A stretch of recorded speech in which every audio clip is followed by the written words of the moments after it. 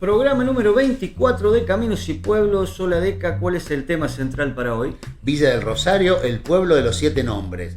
Tenemos un invitado, Juan Marcelo Bruneto. Las recomendaciones bibliográficas A cargo del invitado relacionados con la Villa del Rosario.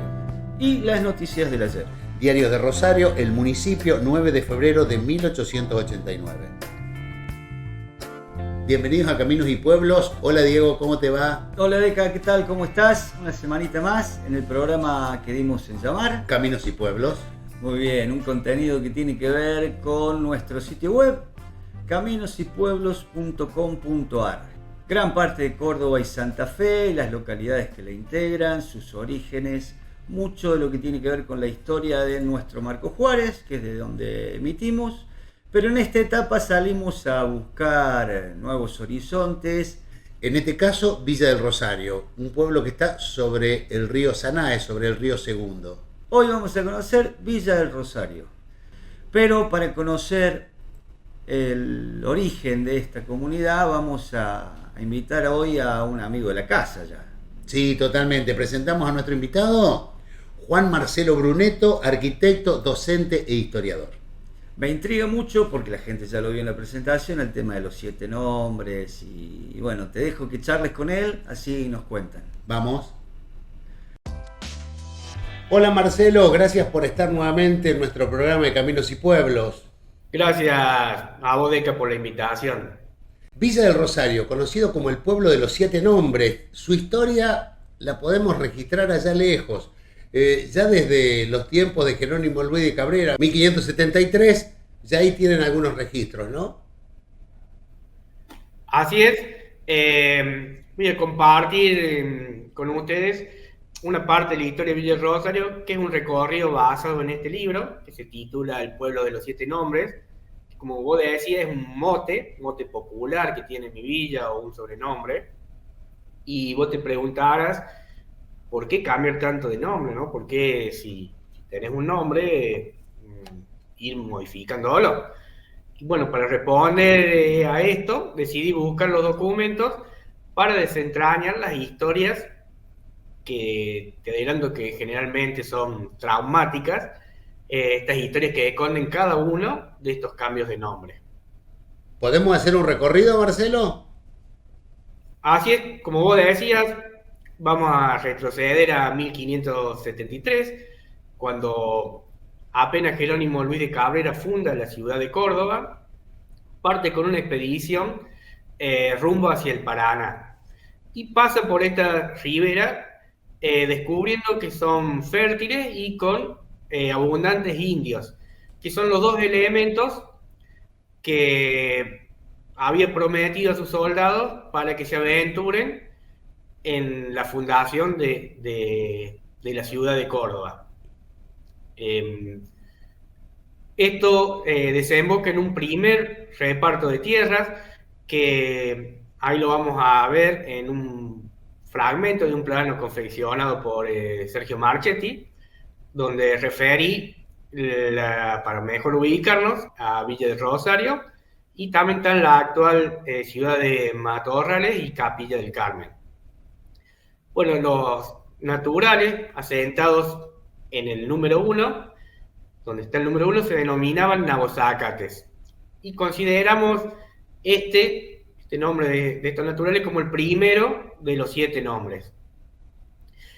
Y si quieres escuchar, Deca, algunas palabras sanavironas, te puedo leer un fragmento de un documento que se elaboró en esa época. Sí, obviamente, a todos nos va a interesar. Bueno, dice: Yaclazaba, cacique principal del pueblo de Nabosácate, desde 1550 a 1590, Andrés Yalinchaba, casado con Barbola I, natural del pueblo Camillaga, Martín Olobanumba, casado con Isabel Sunzo. Acá vemos que tienen mezcla de los dos nombres, porque al bautizarlo se les colocaba un nombre cristiano, pero mantenían su segundo nombre.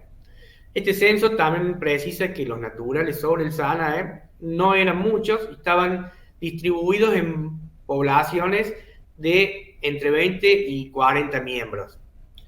Estos nabozácates fueron asignados junto con sus tierras, que ahí ves agrizadas, que tienen una legua de ancho sobre ambas márgenes del Sanaes, a un soldado de Cabrera llamado Nicolao de Dios, quien fallece sin descendencia.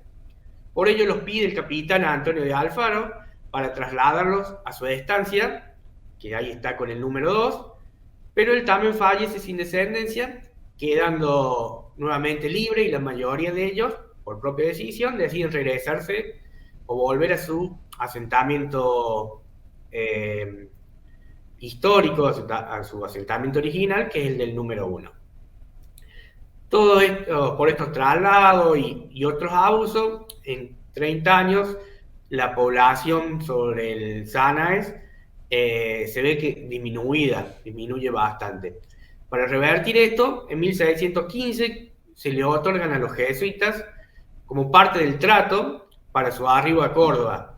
Ellos habían pedido tierras, y con esta tierra y estos nabozácates forman la estancia de nabozácates. Y estancia de nabozácates, es considerado su segundo nombre. Los jesuitas pronto descubren que es más rentable que la actividad agrícola la cría de mulas en las sierras. Mulas que criaban para enviarlas al Potosí. Por esta razón, deciden desdoblarla a la estancia y venderla. La margen norte la venden al alférez Ignacio de Acevedo, quien tiene en su sector una capilla con cementerio consagrado a la Virgen del Rosario, y en esta capilla comienza la devoción a esta Virgen, que nos dará el nombre posteriormente y en la que llega o continúa hasta hoy. Como aún no había cura estable, cura permanente en el curato, los curas itinerantes ahí paraban en esta estancia para dar misa, todos los sacramentos, ¿no? A esta margen, la margen norte, no la vamos a ver más, vamos a continuar con la margen sur, que es donde actualmente está Villa del Rosario, y esta margen se la venden a José de Santillán, quien al poco tiempo la vende a Cristóbal de Funes, que es un capitán mestizo, que a su costa arma un regimiento cordobés para enfrentar los cruentos levantamientos calchaquíes, recibiendo como compensación 8 familias de Quilmes.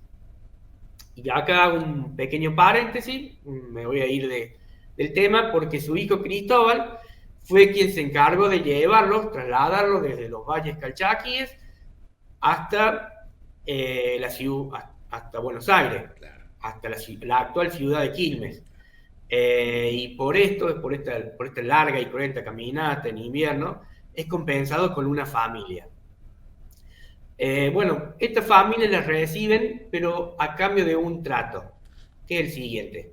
Cristóbal les debe ceder su estancia de Nabozácate y les debe trazar allí calles con plaza, construirles una capilla, sostenerlo económicamente por un año, así pueden arraigar un pueblo de indios. Discúlpame, ¿cuáles son las características de un pueblo de indios? Bien, los pueblos de indios son una entidad jurídica virreinal que exige que se cumplan con 3 características principales. La primera es que debe estar habitado por personas, que no puede estar habitado por personas de otra raza que no sean los naturales. Debe tener un cacique o curaca, en este caso era Juan Piguala, y luego sus descendientes, quienes se practicaban también, te comento este detalle, deformaciones craneales, como la que se hacían los funcionarios quechuas o incas, para indicar un cierto rango. Una jerarquía. Ya que encontramos aquí cráneos con esta característica, ¿no? Y la tercera condición es que debe haber un cura estable. Por ello, una vez fundado el pueblo, la curia designa a Pedro de Carranza en esta función. Pero toda esta compensación de Cristóbal, que no suena muy compensación, Eh, Era a cambio del tributo anual que los Quilmes debían pagarle a la corona, bueno, los cobre él, luego su hijo Jerónimo y finalmente su nieto Vicente. Pero su verdadero negocio, digamos, era posponer con 1000 triquiñuelas la entrega de su estancia para que la trabajen los Quilmes, como si fuera una estancia propia. Así, luego de varias intimaciones que le hacen las autoridades provinciales y la visita de oidores, en 1693 Cristóbal funda el pueblo de indios y elige como patrono para la capilla y para nombrar al pueblo a San José. San José como su tercer nombre, ¿no? El pueblo de indios se llamó San José. Se inicia con 71 calchaquíes, 71 quilmes, con apellidos como Coinza, Zancotay, Chamacay, Cayomay, Tisnero, Ayanque, Calcepe, Mesia, Capismana, Capismal, etc. Estos son los nombres de los apellidos de los fundadores originales de este poblado. Pero 9 años después, en 1704, se realiza otro censo sobre los mismos vecinos, prácticamente. La cantidad era prácticamente la misma, pero figuran todos con apellidos criollos, como Funes, Quinteros o Soria, que son apellidos muy habituales, que hay mucha cantidad acá en Villa del Rosario actualmente. Que eran los grandes terratenientes de la zona en su momento, Marcelo. Claro, ellos tomaban los apellidos de los grandes terratenientes de la zona, y con este cambio demostraban que habían sido bautizados y que al perder su apellido original dejaban de lado su paganismo, excepto los Piguala, quienes mantuvieron su apellido para no perder sus prerrogativas de curaca. Ese mismo año, en 1704, el padre Carranza comienza a anotar en un libro todos los bautismos, iniciándose con esto el registro civil dentro del curato del Río Primero y Río Segundo. Información que es muy útil, en este caso, para seguir la genealogía de los Pigualas, desde Juan Piguala hasta mediados del 1800. Y esta genealogía demuestra que San José se había transformado de un pueblo de indios a un pueblo de mestizos, pero siempre tuvo a los Pigualas como caciques. Y tomo como un ejemplo de esto, para demostrar esto, el caso de Agustín Piguala, quien se casa con la esclava negra, Clara Moyano, y ellos solicitan para su hijo, Estanislao, la libertad, porque los hijos de los esclavos heredan la condición de su madre.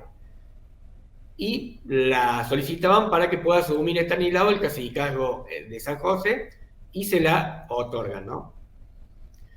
Con los años, la capilla de San José es elevada a capilla cabecera, porque tiene un cura estable, por estar en un pueblo, y va ganando feligresía.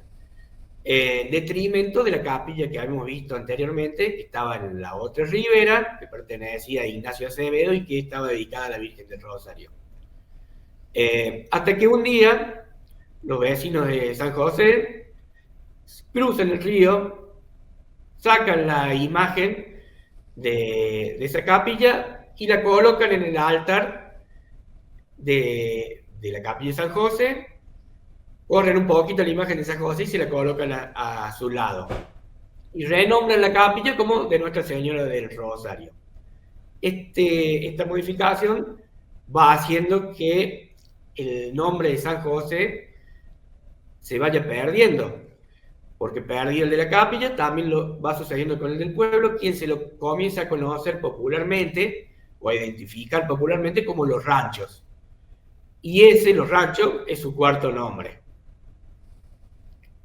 En 1776 se crea el Virreinato de La Plata, Córdoba se separa de la gobernación del Tucumán y asume su primer gobernador, el Marqués de Sobremonte.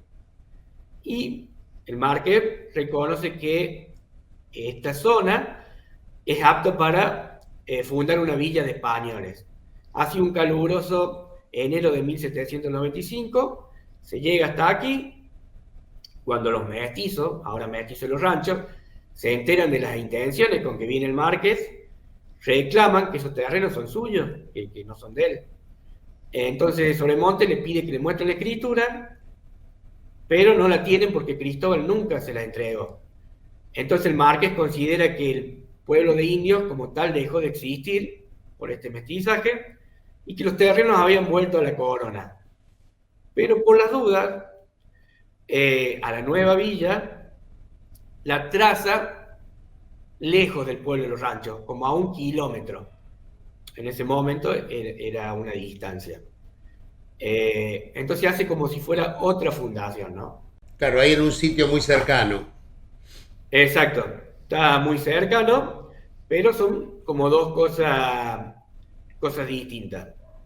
Los habitantes de los ranchos, luego de 11 días de discutir con el marqués, de enfrentarlo y reclamar lo suyo, bueno, ante la disyuntiva de que no tiene escritura y viendo que progresa la marca de la nueva villa, deciden aceptar, pero con condiciones, con 3 condiciones. La primera es que ellos tengan el rango de vecinos fundadores, que se les exima de pagar impuestos, y por último, que se les dé un terreno en la nueva traza. Entonces, aceptado todo esto, se realiza la fundación de la que se llama la Villa Real del Rosario. Y este es su 5.º nombre. Todavía nos están faltando 2 nombres. Estanislao de la Cruz Piguala, que era el cacique, que en el momento de la fundación de Sobremonte no estaba presente. Él ha ido a guerrear contra naturales de la frontera del Chaco, que se llamaba en ese momento, que era muy próxima a la actual villa, defender estos límites virreinales. Cuando vuelve se entera de lo que él considera una expropiación y se presenta ante la justicia de Córdoba a reclamar que le devuelvan esas tierras. La justicia le hace una encerrona y les vuelve a repetir, sin escritura no hay propiedad. Entonces Estanislao en el año 1800, decide viajar a Buenos Aires y reclamar ante la Real Audiencia su caso. La Real Audiencia lo escucha, lo recibe primero, lo escucha, le toma el caso, investiga y resuelve lo siguiente: que si bien la propiedad de la tierra es de la corona, esto lo estoy leyendo textual, el pueblo de indios existe o perdura, aunque solo un natural directo habite en él. Y este era el caso de Estanislao. Entonces, resuelve el juicio como contradictorio. 3 años después, cuando termina el juicio, en 1803, el rey Carlos IV declina la cédula real de fundación y prohíbe que se forme un municipio, que Villa Rosario forme un municipio. Así Quilmes, que era esclavo, con marcas al fuego visible, o sea, que tenía marcas al fuego, probablemente en el rostro o en las manos, le gana el juicio al que en ese momento era el virrey Sobremonte. Pero los terrenos, por haber transcurrido tantos años, la gente los ocupó, de hecho.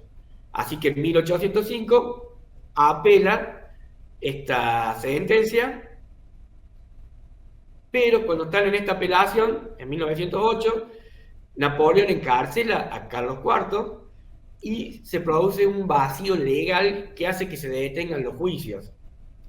Porque Carlos IV renuncia y se genera toda una situación. Ahí estamos al fin del virreinato del Río de la Plata, viene 1810, comienza un proceso revolucionario que podemos decir concluye en 1816 con la Declaración de la Independencia. Justamente la Declaración de la Independencia de los reyes de España, de su metrópoli y de toda otra dominación extranjera. Ahí hay algo que se corta y en 1820, 4 años después, empezamos en un proceso de, digamos, disolución nacional o de autonomías provinciales. Ahí todo ha cambiado para esa nueva villa, ¿no? La cuestión del rey, la cuestión del marqués y la cuestión de quien sea. Como vos decís, viene la la Revolución de Mayo, el Congreso de Tucumán, que no sanciona la Constitución, si bien declara la independencia.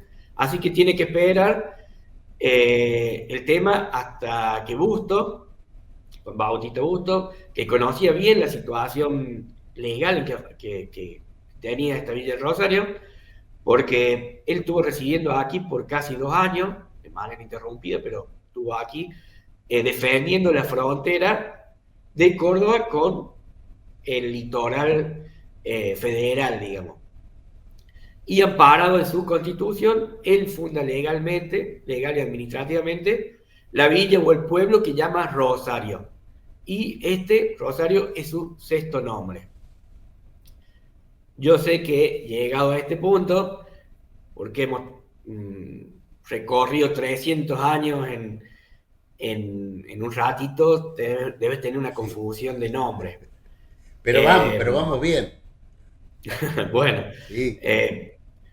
pero por más atención que haya puesto, seguro, y yo supuse que los habitantes o que los vecinos de la villa, en ese momento llamada Rosario, les sucedía lo mismo. Entonces me pregunté si ellos habían comenzado a usar los nuevos nombres, y para responder esto de una manera ágil, decidí guiarme por mapas, ¿no? Los mapas tienen la característica de tener el nombre con que se lo conoce popularmente a un lugar. Entonces, ahí vamos a una imagen del mapa de Arenales de 1831, que es el más próximo a la fundación de Busto, que fue en el 23, y aún vemos que figura como los ranchos, ni Villa Real del Rosario, ni Villa Rosario, ni Rosario, sino los ranchos. En los primeros mapas ferroviarios, como este de los ingenieros Campbell, de 1855, mediados del 1800, vemos que ahora figura como Villas de los Ranchos. Este nombre se va a repetir hasta el mapa provincial, y este mapa corresponde al catastro de la provincia, es de 1871, y vemos que aparece 2 nombres conviviendo, Rosario y Los Ranchos. Después vemos un mapa, este 4º mapa, que es el mapa de la Confederación Argentina, o sea que es un mapa encargado por la Nación de 1877, a Martín de Mous. Vemos que figura con el nombre de Rosario solamente. Y con este nombre va a figurar en todos los mapas, por ejemplo, el Atlas denominado Uruguay, Paraguay y Norte Argentino de 1906, de Johnston, que es un mapa que se toma como referencia, figura Rosario, y así hasta 1924, que en el mapa oficial del catastro de la provincia declara que Villa del Rosario es su nombre oficial. Entonces tomamos este como su 7º y definitivo nombre. Pero el nombre Rosario siguió perdurando en mapas no oficiales, figuró por muchos años, como por ejemplo este que tomé o que encontré en la revista Villiquen, que es del año 1933, figura como Villa Rosario, y otros mapas posteriores incluso tienen este nombre de Villa Rosario o Rosario. Ahí un poco cerramos este recorrido por los 7 nombres, la historia de estos 7 nombres, pero te agrego que la localidad de Los Ranchos convivió con la Villa de Rosario. Como ustedes decían, eran 2 fundaciones paralelas, y así fue por muchos años. Y ahí surge una pregunta, un poco hasta qué año fue esta convivencia. Y si te animas, te desafío a que estimes de qué año son estas fotografías que te voy a mostrar, que fueron tomadas todas el mismo día para un relevamiento que se realizó de los ranchos con la intención de darle vivienda a estas personas dentro de la Villa Rosario. A ver si te animas a estimar hasta qué año, por ejemplo, vivieron en los ranchos estos descendientes de calchaquíes que vivían en estas casas semienterradas hechas de piedra, que es algo que no se encuentra en la zona, de planta cuadrada con techos casi planos, o esta imagen donde se ven las tolderías de caña y cuero, que eran viviendas semipermanentes, pero que estaban en ese relevamiento, o estas casas pozo, semienterradas, son la vivienda característica de los sanavirones. 1950-1980. Así es, fueron tomadas en el año 1970, o sea que tienen 54 años, y esos chicos que ves en la foto, hoy deben tener unos 60 años y transitan las calles de nuestra villa. Y si vos te paras en algunas esquinas, vas a notar en estos rostros que son diferentes, vas a oír la tonada que es típica cordobesa que tenemos nosotros, que es diferente, por ejemplo, a la que tienen ustedes. Ah, y amplíanos un poco sobre la tonada, Marcelo. Bueno, no, Villa del Rosario, como toda la zona alrededor de Córdoba, incluyendo la ciudad de Córdoba, por esta mezcla de sangre, tenemos estas características propias, como te digo, unos ciertos rostros, una cierta tonada que caracteriza a la zona y que atestiguan esta mezcla de sangre, ¿no? Esta mezcla que somos. Y con esto podemos decir que Villa del Rosario es un caso único dentro de la provincia y que de alguna manera, hasta hoy, las 7 villas están conviviendo. O sea, de alguna manera, las 7 villas conviven, estas 7 villas, estos 7 nombres conviven hasta hoy. Perfecto, muy lindo cierre. Genial. Me encantó. Marcelo, como siempre, nuevamente muy agradecido que hayas participado en nuestro programa, muy ilustrativo y vamos aprendiendo cada vez más. Bueno, muchas gracias por la invitación y como te comento, esta charla se generó por este libro de mi autoría, que están los documentos que testifican o que cuentan el porqué de estos cambios de nombre de manera más profunda, ¿no? Acá hicimos un repaso muy por encima. Eso va para la bibliografía que siempre recomendamos. En este caso, incluido el mismo bloque. ¿Dónde lo podemos encontrar? ¿Cómo se comunican? Bueno, mi mail es marcelobruneto@hotmail.com con doble T, Bruneto. Y si son de Villa, lo pueden conseguir en la librería local. Y si no, lo envío por correo. Bien, o que se comuniquen con Caminos y Pueblos y nosotros también ayudamos a contactarte a vos. Bueno, muchas gracias. No, gracias a vos, Marcelo, nuevamente. Gracias por las recomendaciones bibliográficas de Marcelo, siempre aportando a la historia y a los orígenes de las localidades. Y en la bibliografía, un laburazo el que realizó, la verdad que una investigación espectacular. Me impresionaron mucho las fotos de los ranchos, creo que es un hallazgo único. Sí, fotos de esa época y de esa calidad, ¿no? Sí, de muy buena calidad, un relevamiento, vaya a saber en qué contexto se realizó, pero que aporta muchísimo a poder ver más de cerca la historia de esa localidad.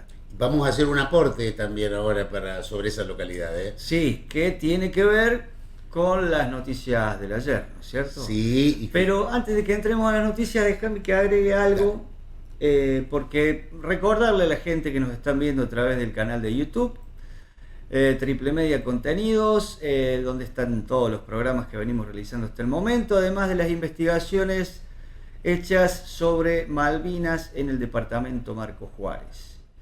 Acuérdense de suscribirse y de compartir si el programa y el contenido les gusta, porque eso nos ayuda mucho a la difusión.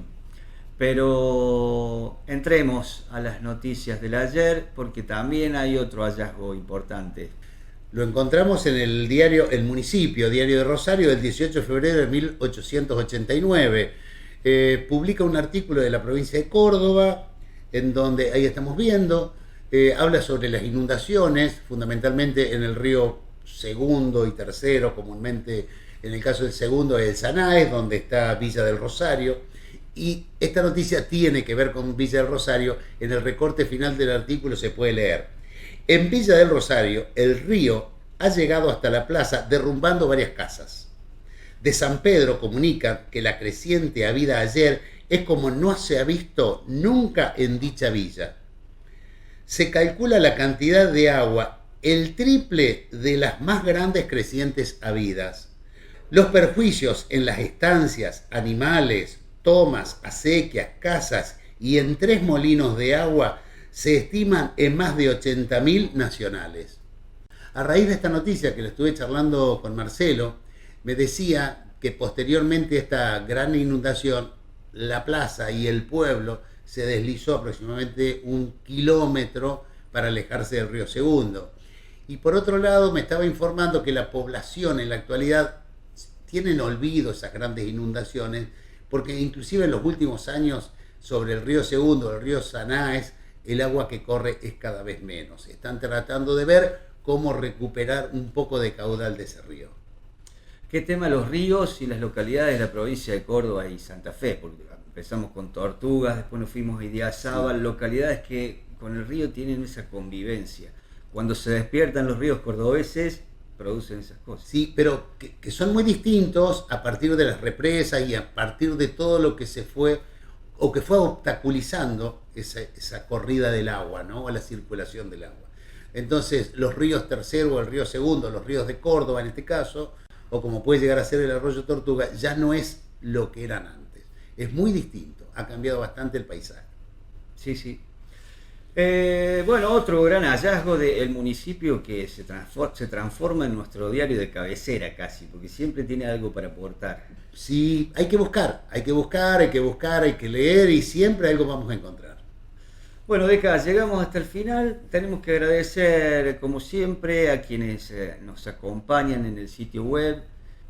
En este caso, la Municipalidad de Marcos Juárez, la Cooperativa La Alborada, el Estudio Volati, que nos permiten trabajar cada semana un contenido distinto, que no tiene que ver solo con la ciudad de Marcos Juárez ni la región, sino que el panorama se va abriendo cada vez más y eso nos gusta mucho. Sí, eso es lo que buscamos, tratar de ampliar el conocimiento y de tratar de ampliar nuestra frontera. De mi parte, como siempre, muchas gracias a ustedes por estar ahí, por seguirnos. Nos vemos la próxima. Dale.